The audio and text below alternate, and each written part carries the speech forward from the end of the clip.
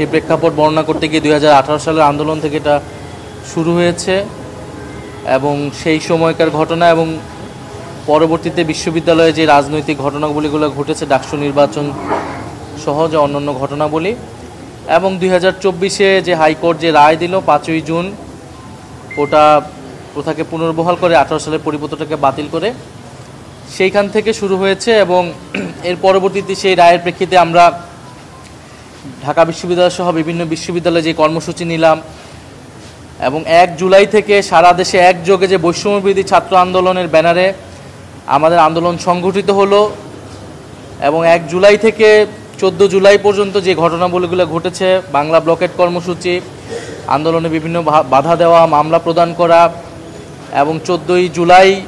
শেখ হাসিনার যে রাজাকার বক্তব্য দেওয়া, রাজাকারের নাতিপুতি হিসেবে আখ্যা দেওয়া, তার প্রতিবাদে শিক্ষার্থীদের রাজপথে নেমে আসা, 15ই জুলাই, 16ই জুলাই, 17 জুলাই যেই ঢাকা বিশ্ববিদ্যালয় সারা দেশে যে নির্মম ঘটনাবলীগুলো ঘটেছে, 15ই জুলাই ঢাকা বিশ্ববিদ্যালয়ে নারী শিক্ষার্থীদের উপর হামলা, হাসপাতালে গিয়ে হামলা করা হয়েছে আহত শিক্ষার্থীদের উপরে, 16ই জুলাই আবু সাইদ, ওয়াসিম সহ 6 জনের যেই শহীদ হওয়ার ঘটনা আমরা জানতে পেরেছিলাম সেই সময়ে, 17 জুলাই ঢাকা বিশ্ববিদ্যালয়ে গায়েবানা জানাজা সহ কফিন মিছিলে হামলা করা, আক্রমণ করা, বিশ্ববিদ্যালয়ের হলগুলো থেকে সবাইকে জোরপূর্বক বের করে দেওয়া এবং এর পরবর্তীতে যে 18ই জুলাই কমপ্লিট শাটডাউন, সারা দেশের ছাত্র জনতাকে নেমে আসার আহ্বান এবং এই পুরো ঘটনার পক্ষ থেকে কীভাবে ডিজিএফআই আমাদেরকে চাপ প্রদান করেছে, পুলিশের ভূমিকা, ছাত্রলীগের ভূমিকা, অন্যান্য বাহিনীর ভূমিকা, আওয়ামী লীগের রাজনৈতিক নেতৃবৃন্দের বক্তব্য, তাদের ভূমিকা, এই বিষয়গুলো এসেছে, যেটা আমরা অভিজ্ঞতা লাভ করেছি আন্দোলনের সময়, সেই ঘটনাগুলোই আমি বলেছি। এবং আজকে আমরা মূলত 18 এবং 19 জুলাই পর্যন্ত কমপ্লিট শাটডাউনের সেই সময়ের ঘটনাবলীগুলোটা ব্যাখ্যা করে আজকে জবানবন্দি আজকের মতো শেষ হয়েছে। 18ই জুলাই আমরা দেখেছি যে প্রাইভেট বিশ্ববিদ্যালয়ের ছাত্ররা, মাদ্রাসার ছাত্ররা সহ সারা দেশের সাধারণ মানুষ যখন নেমে এসেছে, বিশেষত প্রাইভেট বিশ্ববিদ্যালয়ে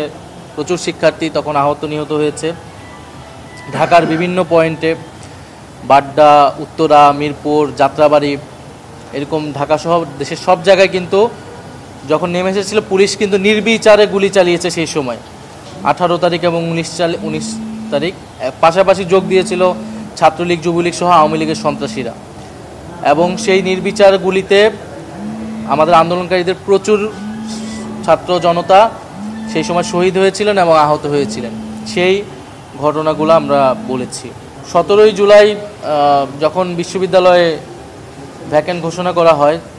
তখন আমাদেরকে তারা তথ্য পাঠায় এবং এক পর্যায়ে আমাদেরকে ডেকে তারা বলে যে ছাত্রদের উপরে এই নির্মমতা, সরকারের এই অত্যাচার বাড়বে যদি না আমরা সরকারের সাথে আপোষ করি।